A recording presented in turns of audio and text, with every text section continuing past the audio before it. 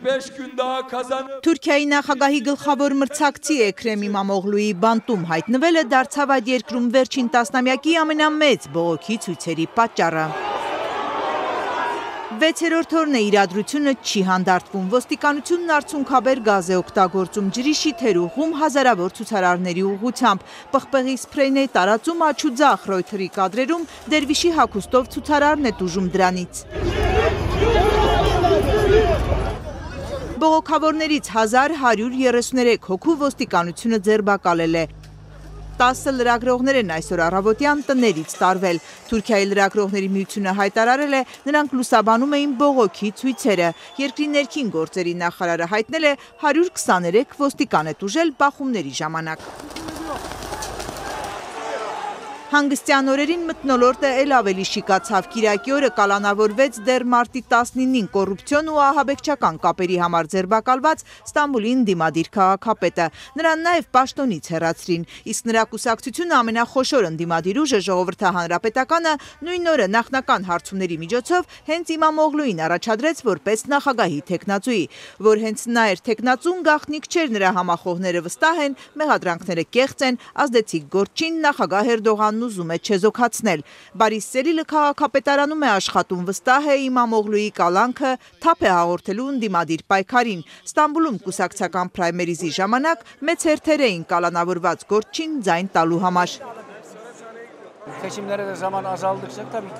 Իհարկե նրան հատուկ են կալանավորել, ընտրությունների ժամկետը մոտենում է դիպման պարեցին, իշխանությունը վախեցած է, չգիտեն ինչ անել, իսկ այս քայլով նրանք իրենց իսկ ոտքին կրակեցին, դեռ չեն գիտակցում։ Իմամօղլուն վերցրել է Ստամբուլը, իսկ ով Ստամբուլը գրավում է Թուրքիան, միշտ է այդպես եղել։ Այս մեղադրանքների նպատակը Իմամօղլուին թուլացնելն է, նրան հաղթելը։ Ընդդիմադիր Ժողովրդահանրապետականի առաջնորդը երեկոյան ասել է, ավելի քան 15 միլիոն մարդ է քվեարկել Ստամբուլում։ 4 gün Ստամբուլի քաղաքապետին Սիլիվրի բանտ ուղարկել այն պահին, երբ Թուրքիան պատրաստվում էր նախնական ընտրության փուլում նրա օգտին քվեարկել։ Թուրքիայի նախագահը սրանով ձեռնոց է նետում ոչ միայն Իմամօղլուին, այլև միլիոնավոր մարդկանց։ Սա հեղաշրջման փորձ է։ Միլիոնlara meydan okumuş, darbe yapmaya kalkmıştır։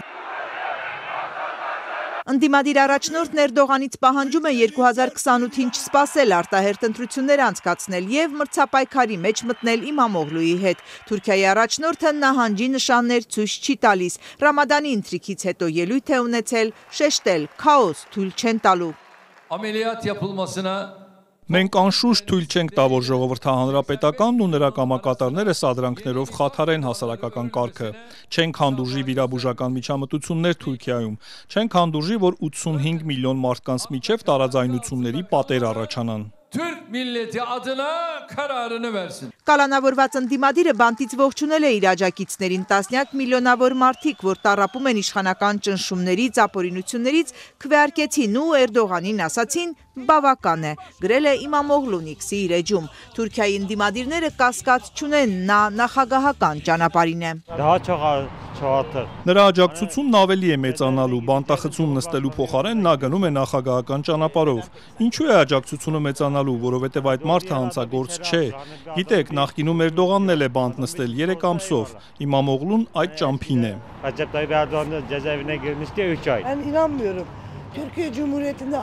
Չեմ հավատում, որ Թուրքիայում արդարություն կա, չկա այդպիսի բան։ Չեմ հավատում, նույնիսկ երկրից գնալու մասին եմ մտածում։ Այստեղ չեմ ուզում ապրել։ Հրաշալի երկիր ունենք, բայց մարդիկ կործանում են այն։